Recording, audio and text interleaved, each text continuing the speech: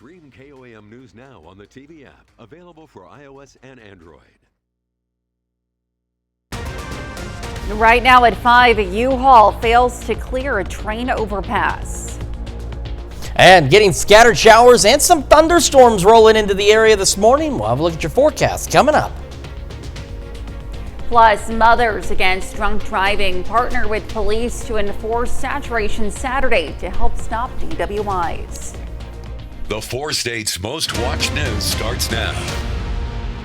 Good morning and welcome to the KOAM Morning News. It's 5 a.m. I'm Elise Snowy. And I'm Chris Warner. It is Monday, August the 25th. Happy Monday, everybody. And just to make, not you specifically, but some of the folks here, we're going to feel a little bit older today. Yesterday, 30 years ago yesterday, Windows 95 was released. Wow. I remember the introduction of the start menu, you know, what changed the Windows and grew up with. Didn't look like that until 1995, 30 years ago yesterday. Wow.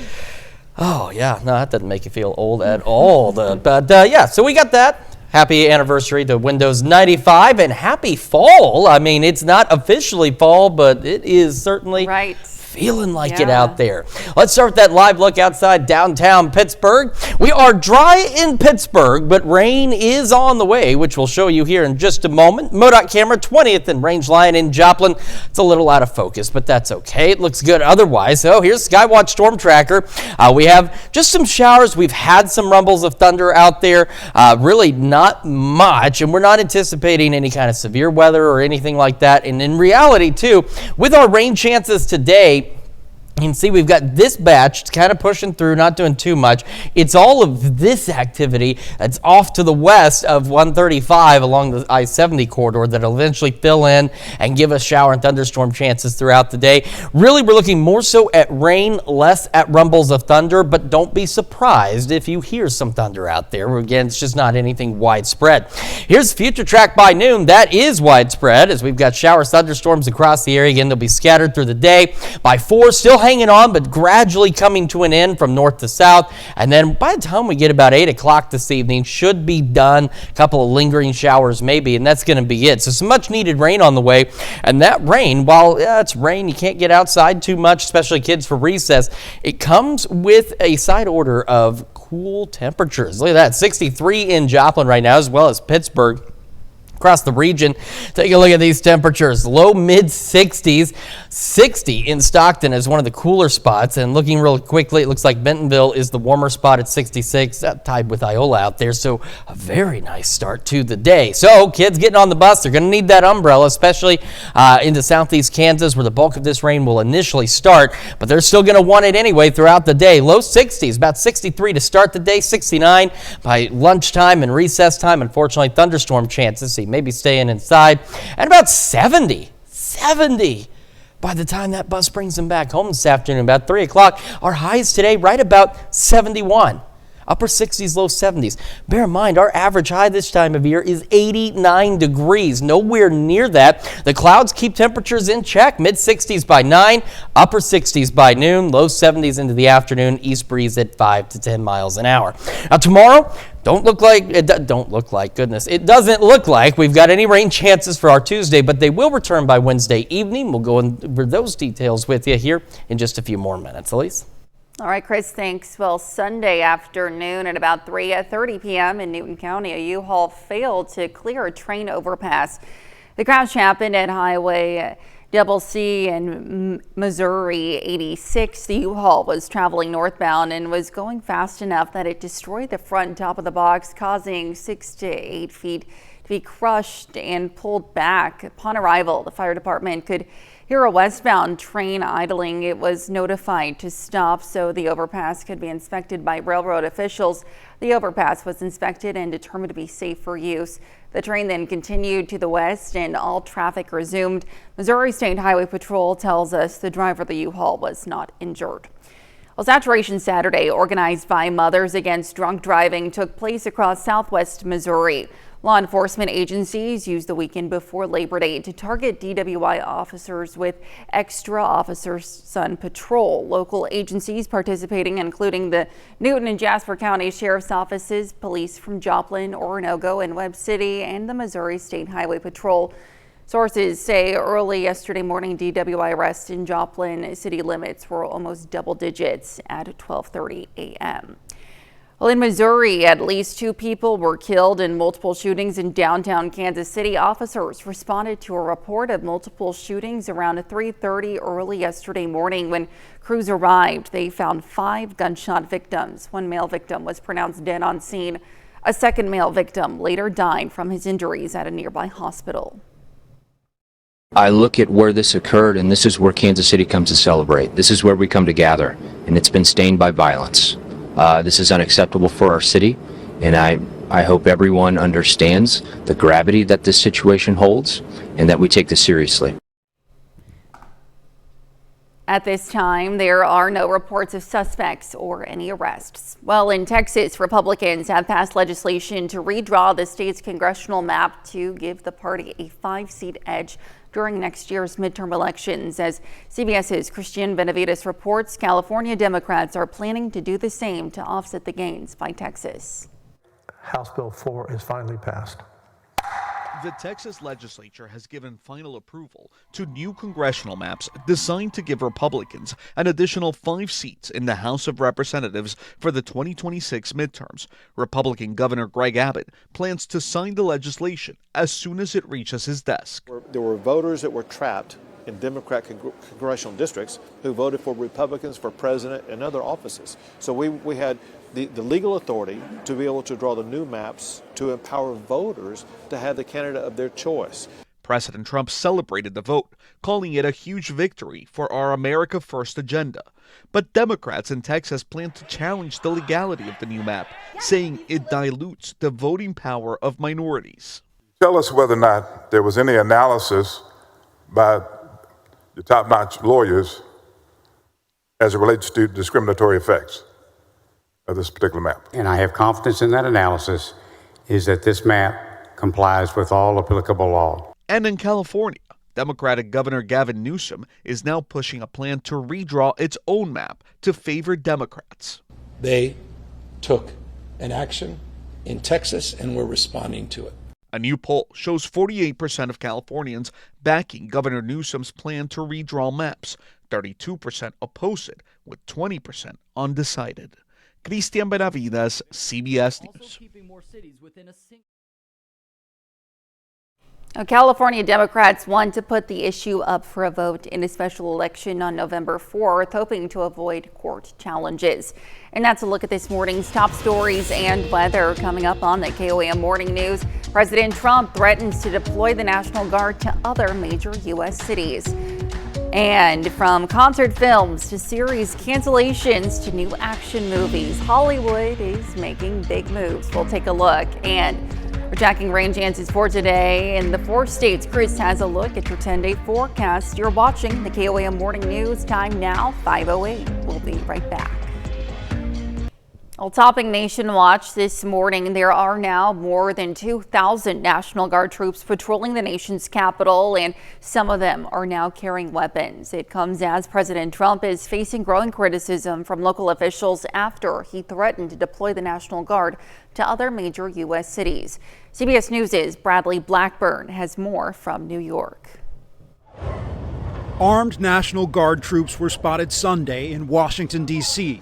A military official tells CBS News that some service members, likely fewer than 50, may carry their service weapons. And the Joint Task Force in D.C. adds that use of force would only be allowed as a last resort and in response to imminent death or bodily harm. When we're ready, we'll go in. The escalation comes as President Trump has threatened to deploy the National Guard to other major cities. I think Chicago will be our next, and then we'll help with New York. Prompting backlash over the weekend. The city of Chicago does not need a military occupation. It would be, again, a clear, flagrant violation of the Constitution and federal laws. Chicago Mayor Brandon Johnson points to a 13% drop in crime in the Windy City since last year, according to Chicago police statistics. The president also took aim at Maryland's Governor Wes Moore yesterday, posting on social media, "If Wes Moore needs help, I will send in the troops and quickly clean up the crime." Moore on CBS News Face the Nation. While the president is spending his time from the Oval Office making jabs and attacks at us. There are people actually on the ground doing the work who know what supports would actually work to continue to bring down crime. The president described Baltimore, Maryland's largest city, as crime-ridden, though more points to police data showing that crime there fell more than 20% since last year. Bradley Blackburn, CBS News. President Trump and Governor Moore's war of words continued on social media yesterday, with the president declining the governor's invitation to talk a walk around Maryland streets, citing crime, though the president did visit with National Guard troops stationed in Washington, D.C. last week. Well, still to come, a Prince concert digitally remastered. We take a look in today's Hollywood Minute. Plus, Chris returns with another look at your Monday forecast. A huge music star hits the biggest movie screens. David Daniel has that and more in today's Hollywood Minute. Prince in IMAX. Prince, Sign of the Times, the superstar's self-directed 1987 concert film, has been digitally remastered and is set to be re-released in IMAX theaters for 1 week beginning Friday. More info and tickets at imax.com/Prince. You stay the course, you'll be fine. Not so much. Back in April, Paramount announced it was renewing Dexter: Original Sin for a second season. Now, according to Variety and The Hollywood Reporter, the studio is not going forward with the prequel series, but it is making plans to extend the follow-up series, Dexter: Resurrection. The finale of that show's first season is set for September 5th. My daughter is caught up in something, and I'm afraid it's my fault. Max Martini plays a disgraced investigator searching for his daughter in Hollywood Grit. Tyrese Gibson and Patrick Duffy also star in the period action flick, which is now playing in limited release. In Hollywood, I'm David Daniel. All right, looks like a lot to look forward to. Let's take it over now to Chris for a quick look at your forecast. Yeah, we've got some scattered showers, few rumbles of thunder building into parts of southeast Kansas this morning. All of us eventually getting in on at least some rain later today, and all of us also getting in on well below normal temperatures. Got a full look at your forecast when the KOAM Morning News returns. Time now, 5:17. Welcome back to the KOAM Morning News, 5:19 now on this Monday morning, and here's what we've got. Nothing significant, but it is rainfall. It will lead to a soggy start for many of us out there. You can see it stretching back from Nevada, heading out toward the west, basically along the 54 corridor. We've had a few little showers try and pop up ahead of that, and we've also got, now this is outside of our zone, but you can see it's trying to spawn a couple of stray showers into Washington County. Got this big batch of showers and thunderstorms out to our west, and then eventually we're going to drag this up north here. This activity from Salina back toward Hayes is eventually going to make its way into our area as it continues to build. So this was just some thunderstorms north of I-70 early this morning, and it's kind of winding down. You can see where we've lost a lot of the lightning with it as well. So right now it's just some shower activity. And again, you can see where some of this is trying to fill in the gap, but what will give us more rain is what's going to be back here off to our west, and it'll eventually push through and again give most of us at least a chance for some showers and perhaps a rumble of thunder. We're not expecting any severe weather, and in all honesty, a lot of this looks to just be rain, but some isolated thunderstorms will be possible out there. So you could hear some thunder, but again, nothing significant, nothing widespread across the, nothing widespread in terms of thunderstorm coverage across the area today.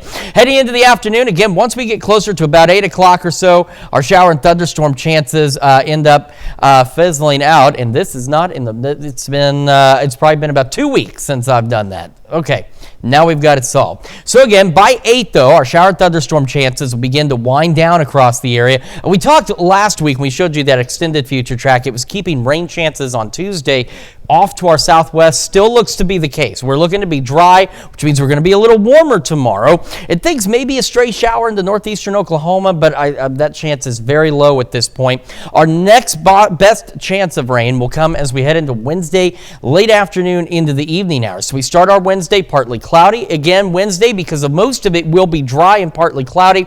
We have that southerly breeze. It's going to be warmer. We're not still going to be back to normal yet, but we're looking at a few more 80-degree readings for us. And then later in the day, Wednesday and overnight, we'll start to see some additional scattered showers and thunderstorms, and then those will stick with us and continue into our Thursday. So again, some scattered showers, maybe some thunderstorm activity here and there. Temperatures just really not moving much. Mid-60s by 8 and to the upper 60s by 11 o'clock. Eventually, highs today, most of us make the low 70s, but some of you may only make the upper 60s, which is going to put you nearly 20 some odd degrees below normal today. So a very nice preview of fall here in a way. Now an east wind at about 5 to 10. As I mentioned, by about 8, the last of those shower storms should be out of here. Take a look at those lows tonight, back into the mid 50s. Partly cloudy skies, east breeze 5 to 10. And then as we were showing you, as we go Wednesday evening into Thursday, overnight into Thursday, we'll get another round of scattered showers and thunderstorms. Heavy rain is possible, so we are watching that possibility of maybe some flash flooding concerns as we go into Thursday, because we get some heavy rain chances. We'll have scattered showers and storms continuing again for a good portion of our Thursday before they begin to wrap up on our Friday out there. So that will be some good news as well, as eventually we'll clear out of the rain, but we're going to get some of that much needed rain. All right, so low 70s today, low 80s tomorrow, Wednesday. So like I said, still below normal, but a bit warmer than where we're going to be today. Evening showers, thunderstorms building in, continuing into Friday again, maybe an isolated one, also possible into the weekend. Our temperatures heading into the upcoming holiday weekend, also warm, but well below average. Reminder, our average high is about 89 degrees, and we're not going to be anywhere near that for the next several days. So again, not complaining by any means. Got some beautiful temperatures. Let's check your forecast. We're going to toss it over to Elise now with Health Watch. All right, thanks. Well, air pollution from oil and gas is killing approximately 91,000 people in the U.S. annually and causing hundreds of thousands of health issues. A University College London study found cancer, preterm births, and asthma are just some of the illnesses linked to air pollution from oil and gas, primarily from burning fossil fuels. The states with the biggest health impacts are New Jersey, New York, California, and Maryland.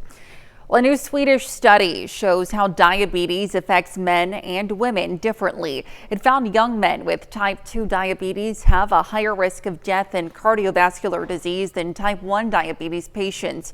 But for women, type 1 diabetics is deadlier. Researchers say women with type 1 diabetes often develop the disease young, which increases their lifetime risk of cardiovascular problems. But men with type 2 diabetes tend to have obesity, high blood pressure, and unhealthy lifestyles, which makes the disease more aggressive. Well, excessive so-called hidden fat can age your heart faster. A study in London found visceral adipose tissue, which is fat found deep in the abdomen, around the stomach, intestines, and liver, is linked to accelerated aging of the heart and blood vessels. This type of fat can't be seen from the outside, meaning some people can have lots of visceral fat even if their weight is healthy. And that's a look at some of today's top health stories. We'll be right back. Right now at 5:30, a look at the 4 States Wedding Expo. We've got scattered showers and thunderstorms returning to the forecast. We'll have a look at that forecast in full stereo coming up. Plus, Pittsburgh drivers may have seen an uptick in road work, what the city has planned. The 4 States Most Watched News starts now. Well, good morning and welcome to the KOAM Morning News. It's 5:28. I'm Elise Noe. I'm Chris Warner. You can hear me now. I fixed the problem. It's my problem. It's Monday. You know, you leave the studio. You always want to turn your microphone off just in case you cough or you fall down some stairs somewhere. You don't want everybody hearing it. And then sometimes you don't always remember to turn it back on. But that's okay. It's back on now. Happy Monday, everybody. It's August the 25th, and it is a bit of a soggy day out there. Yeah. We need some rain, though. We've had some light drought conditions build up across parts of southern Missouri, and this should help with that, especially over the next few days. They are even looking at the potential for flooding concerns later this week. But first, let's Let's get you through your Monday, starting with a live look outside from downtown Pittsburgh, where things are looking good so far. We're seeing the clouds gradually begin to increase out there. Now, Pittsburgh, you are still dry, but you will not be for too much longer. Joplin, 7th range line, dry as well. But once again, eventually, you'll get in on some of the shower and thunderstorm activity. So here's what we've got. Pittsburgh, it is knocking on your door, really stretching along the 54 corridor, heading out to the west from Nevada, back out to the west again across southeast Kansas, some scattered showers. Now that's the other thing though, is a lot of this is just going to be rain. But we could get some rumbles of thunder, so we put the thunderstorm chances up there, but any rumbles of thunder are going to be isolated to widely scattered. It's mainly just looking to be a rain event. This complex down here shouldn't really bother us too much. This is what's left of some thunderstorms that were north of I-70 overnight, and what will eventually happen is if you look right through here, you see us is kind of filling in a bit from Hayes back towards Salina. That will eventually fill in enough that it will give the majority of us at least some rain chances heading through the morning, afternoon, and into the evening. So here we are at noon, feature track showing scattered showers, and again, maybe a couple of thunderstorms out there. And by the way, if we do even see thunderstorms, nothing severe is expected. We do not have the right setup for that by any means. These will continue through the afternoon and evening as they continue to push south and east, eventually ending by about 8 o'clock. Maybe a lingering shower or two, but again, by 8 this evening, we're done, and we're going to be dry tonight into tomorrow ahead of additional rain chances. We're sitting at 63 in Joplin right now, 65 in Pittsburgh, and across the region, temperatures not bad. We've got 60 in Stockton as one of the cooler spots. Iola, you are the warm spot right now at 66, tied up there with Veneta, and otherwise low mid 60s. And these temperatures not going to move much today. All right, kids getting on the bus, most of them will need an umbrella, but you want to make sure even if it's not raining when you get on the bus that you send an umbrella with them, because it will certainly be raining later today. Scattered shower storms, low 60s. By lunchtime, upper 60s. Showers and storms continuing, and about 70 by the time that bus brings them home. And that's where our highs are headed. We should be about 89 for our high, not even going to be close. Mid 60s by 9, upper 60s by noon. That's what I mean too. If the cloud cover the rain, these temperatures don't move much. Eventually, low 70s out there for our high. Some of you may not even make it out of the upper 60s. So a nice taste of fall, and it's going to stick around for a little while too. We're going to talk about that and our additional rain chances this week here in just a few more minutes. Elise? All right, Chris, thanks. Well, last month, PSU softball player and student Kendall Forbes was involved in a collision that ejected her from a car, resulting in life-threatening injuries, including head trauma. Yesterday, community members came together for a benefit to support her journey to healing. With a $10 donation at the door, the event featured a silent and live auctions, a raffle, and live musical performances. And as you can see, the Pittsburgh community showed up in waves to give their support. We really didn't even have to reach out to anybody. People just came to us out of the blue once they heard that we were starting this. So it's just been, we're very fortunate to live in the community like we do. Those close to Kendall in attendance say she's getting better every day, but still has a long road to recovery. Upcoming brides and grooms have the opportunity to learn more about the wedding industry in a one-stop shop. The 4 States Wedding Expo in Joplin is the biggest wedding event in the area, with more than 50 wedding professionals from across the region.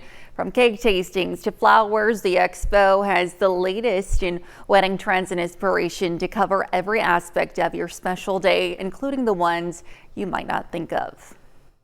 Through the process, you start to think about, like, oh yeah, we could use one of those, or that's really fun, and it sparks like this connection between the couple that they decide they want to do something fun and new that they haven't seen at a different wedding or anything like that. Sometimes also then it's like a need, you know what I mean? They're like, oh, we're having a backyard tent wedding. We never thought about a porta potty.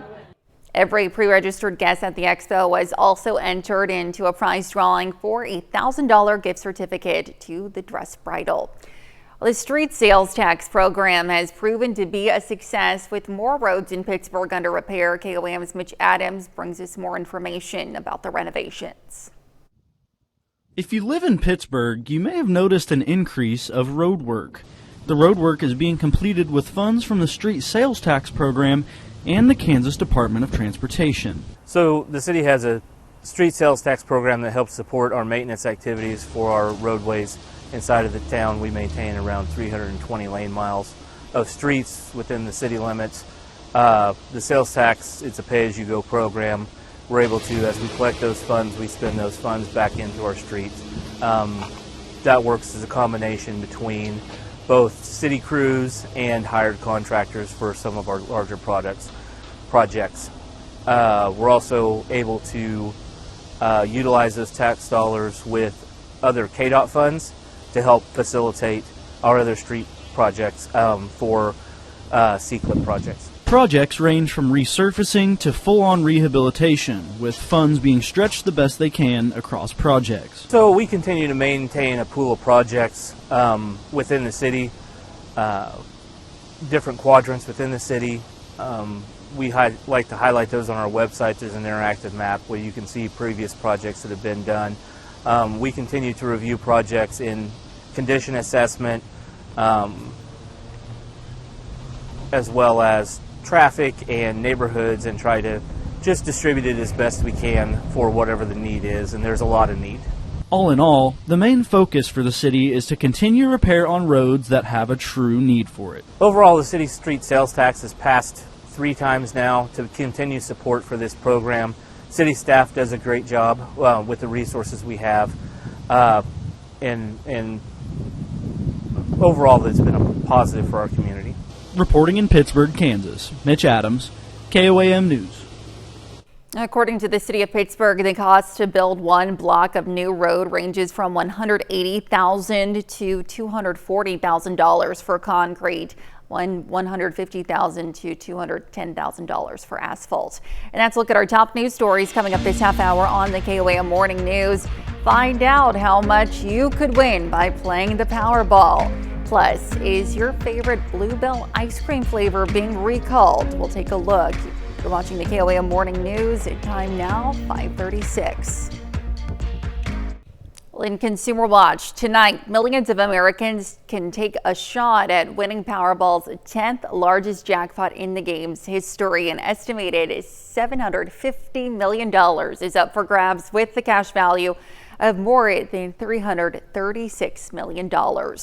Well, Bluebell is recalling some half-gallon batches of its Millennium Crunch ice cream, which was mistakenly packaged in chocolate chip cookie dough cartons, though with a Millennium Crunch labeled lid. According to an FDA alert, the packaging fails to alert consumers that the product contains almonds, walnuts, and pecans, which could cause severe or life-threatening reactions for people with nut allergies. The ice cream was distributed across 16 states. Anyone with the recalled products can return it to their place of purchase for a full refund. And Netflix's K-pop Demon Hunters is believed to be the top film at the domestic box office. That's according to industry insiders, who say the Sony animated musical movie raked up to $18 million over the weekend. Netflix has a policy of not reporting ticket sales. Weapons is still going strong after bringing in more than $15 million, followed by Freakier Friday with more than $9 billion. That's it for Consumer Watch. Let's take it over to Chris now for a quick look at your forecast. I got a live look from 7th and Rangeline in Joplin. So far, again, Joplin dry, but won't be for very long. More shower storms on the way later today. Full look at your forecast when we come back. Time now is 5:40. Well, 6 people were killed in an accident at a Colorado dairy. An update in today's Ag Day Minute. I'm Clinton Griffiths with today's Ag Day Minute. We've wrapped up another year of the Pro Farmer Crop Tour. Now on the final days, scouts reported finding disease pressure in Minnesota and northeast Iowa. However, they still managed to find higher yields for Minnesota's corn crop, up more than 23% over last year. The state's soybeans showed similar promise, with pod counts up more than 20% over 2024. While in Iowa, despite some agronomic challenges, scouts record strong numbers, and Iowa soybeans also look to break yield records. Authorities continue to investigate the deaths of 6 people at a Colorado dairy. Right now, it's being called an accident. Now, it happened Wednesday at Prospect Valley Dairy in Keenesburg, about 35 miles northeast of Denver. Officials say exposure to a deadly gas happened in a confined space. Our partners over at dairyherd.com reporting it happened while work was being done there at the dairy. Something beef lovers and cattle producers hate to see a tractor trailer carrying more than 40,000 pounds of ribeye steaks on fire. The Doolittle Rural Fire Protection District in Doolittle, Missouri, sharing this video. Now, it reports it responded to the tractor trailer fire on Route 174 eastbound on Monday. They say the trailer was a total loss. It's not known what started the fire. For more Ag News, watch Ag Day weekdays on the station or get updates over at agweb.com.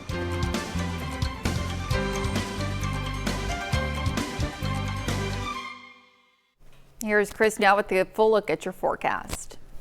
Yeah, we are going to start this morning with the Skywatch Storm Tracker because we've got some showers out there this morning. Eventually could get a few rumbles of thunder here and there, but nothing too crazy. We're going to start here.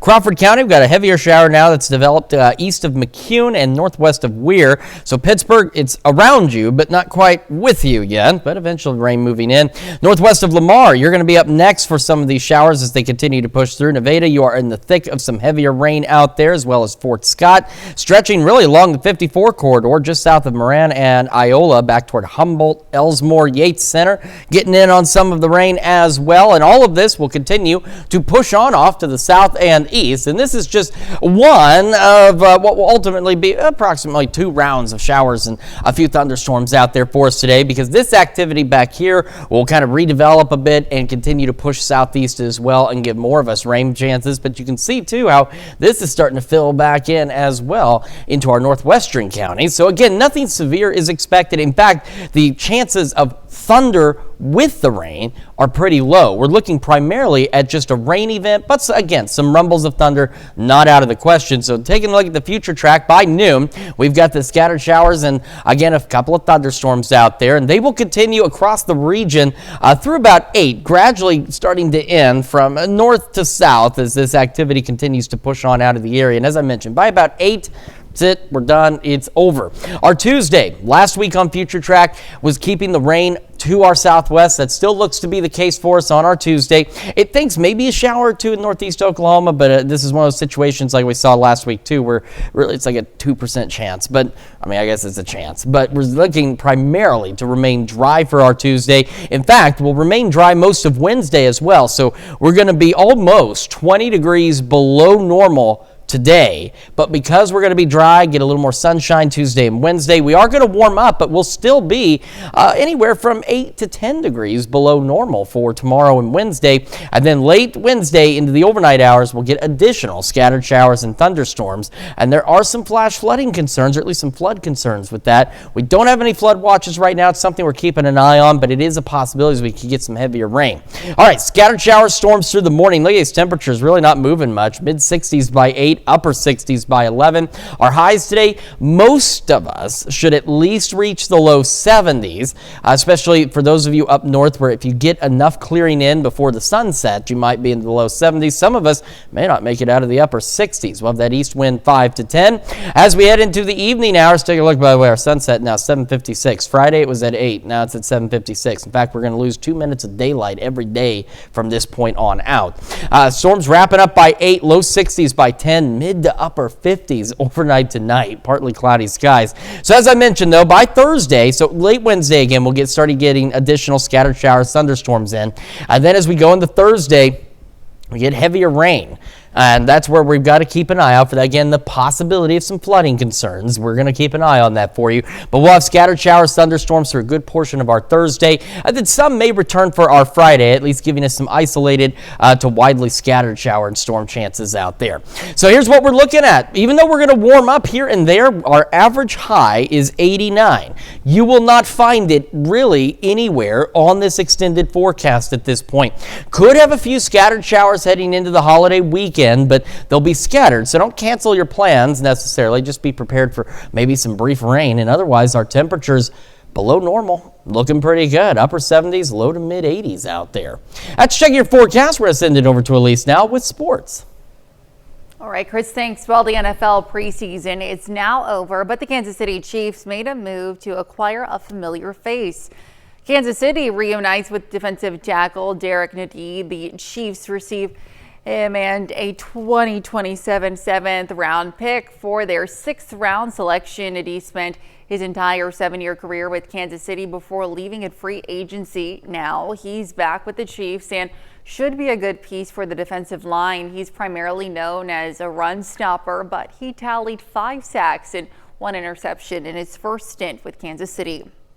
The Chiefs wrap up their preseason schedule against the Bears with the position battles taking center stage, with 53-man roster spots up for grabs. Players at every position are looking to show why they belong in the red and gold. One of those key battles is on the interior offensive line, with the starting left guard spot up for grabs. All 3 guys are fighting for the job. All eyes are on former 2nd-round draft pick Kingsley Sutimia, who continued his development at the position after making the switch from tackle to guard earlier this week. KOAM Sports sat down with the voice of the Chiefs, Mitch Holthus, who broke down the competition. Jalen Moore now getting an opportunity to play left guard. You have Mike Calienda, who ended the season last year at left guard. And then Kingsley Suamaitea is trying to make that move over there. For Kingsley, this is an important end. These last days that will go up to the game in Brazil are really important for Kingsley. Not only to work on his own technique as a left guard, but to work in concert with Creed on his right and Josh Simmons on his left, because teams are going to bring the kitchen sink at those guys. TT twists, TE twists, delayed blitzes, stuff that's very wicked and takes 4 to 5 years sometimes to figure it out. Kingsley's got to get this down. Another position battle to watch is wide receiver. The Chiefs entered camp with 14 receivers and usually keep 6 or 7 on the final roster. Kansas City has most of their receiving core set, with Rashee Rice, Hollywood Brown, Xavier Worthy, Juju Smith-Schuster, and rookie Jalen Royals, leaving 1 or 2 spots up for grabs. And for those looking to clinch one of the final spots at the position, it isn't just about your play on offense, but also special teams. Tyquan Thornton has been the camp darling. Nico Remigio is the best returner we've got. And if you're going to be at the bottom end of the 5th, 6th, maybe 7th receiver, you've got to be a 3-core or 4-core special teamer. So Thornton has got to prove that he can be a gunner, he can cover kicks. And Remigio has done that. And then you throw in Brownlee. Jason Brownlee, he's kind of been camp darling 2.0. But he also has to prove that he can play every receiver position. You have to do that in Andy Reid's system and be a special teams, not only contributor, but an impact special teams player. The Miami War Dogs are coming off their 3rd straight winning season following an 8-3 record last year. And as the season begins, one position battle will highlight their first couple of games. The War Dogs are in the middle of a quarterback competition, and this battle features an experienced signal caller, Blaze Riley, and senior Hayden Connell, who is making the switch to QB from wide receiver and corner. Despite the season starting soon, the War Dogs are not rushing the decision to name a starter and will let their in-game performance over the first couple of weeks be the deciding factor. They're both very coachable kids, worked really hard. The kids have responded well to the adjustment. We lost Sam Lillard to NEO, who graduated last year had a 2 years experience there. And I think these guys have learned a lot from him and his leadership, and they understand what it takes to be that position and not only be the guy on the field but off the field as well. So we'll let stats and play take care of itself. Competition's going well. I feel like it's going to be a good battle, very competitive on both ends between me and him. He gets to see us both making plays and decisions on the field and see how we do after we make errors. I played corner all 3 years until this year, and so I feel like I have an advantage on reading a little bit defenses. As Miami works through their quarterback competition, 2 positions of strength this season for the War Dogs will come at running back and linebacker, highlighted by the return of 2-way starter Eli Lewis, who injured his knee in week 3 of last year. As Lewis enters his junior season, he's ready to make his return to the gridiron. I'm very excited. It's been a long time. Just ready to get back out there and grind. I'm feeling great. We've got a great core of both sides.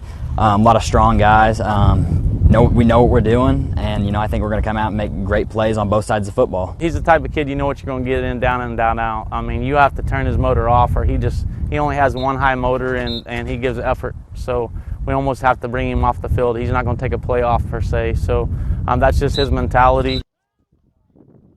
Maya opens their season August 29th, and that's it for sports. We'll be right back. At Unleashed Pet Styling, we go nuts for furry butts. Family owned and operated with over 30 years experience, we treat every pet like one of the family. Small short-haired breed bass start at just $35, and small dog full grooms are only $65.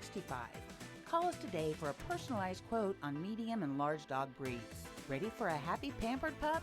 Call us today at 417-312-8005 or connect with us on Facebook.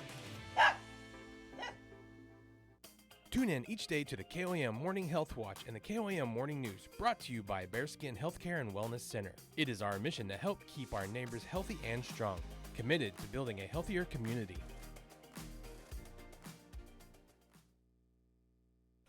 Colorful kites filled the sky over Sri Lanka's capital as the Colombo International Kite Festival took flight. More than 55 international participants from 25 countries joined local flyers at the galley face green for a day of high-flying celebration. The event featured vibrant designs and a shared love for the art of kite flying. I'll move over Kentucky. Derby, Minnesota's got a race of its own. The crowd went wild as 72 corgis dashed down the track at Canterbury Park, competing between horse races. The top pups will face off once again on August 31st at the Best in Show Championships. Corgis are really cool, and that was a really cool race there, wasn't it? I mean, watching those little guys, the little sausages running down the field. I mean, I guess that's more the dachshunds, the wiener dogs that are more like sausages, but those little corgis are cute. They're fluffy. So don't race your corgi, at least not today, because it's going to be a little too soggy out there. We're going to eventually have more scattered showers, and again, even a rumble of thunder or two will be possible. And temperatures don't really move a lot. Mid-60s to start, near 70 by 11 o'clock this morning. In fact, we're only going to make it into the low 70s for our highs. Now, those of you up north, the rain will start to come to an end gradually from north to south as we head into the afternoon. So it's more likely, let's say, north of 126, north of 160, where you could see the temperatures into the low, maybe close to mid-70s. Some of you, though, where the rain hangs on a little longer into the evening, may not make it out of the upper 60s at all. And that's putting us 20 some odd degrees, or about 20 degrees below average. Shower storms wrap up by 8, and then we're still pretty cool. 63 by 10, mid to upper 50s for our overnight lows tonight. And this fall-like weather hangs on. Now, we're going to get a little more sunshine tomorrow and Wednesday. We're going to dry out briefly, so we'll be in the low 80s, but we should be about 89, so still not bad. Shower thunderstorm chances return late Wednesday into Thursday with more rain. Let's check your forecast. Got another hour of the KOAM Morning News up next.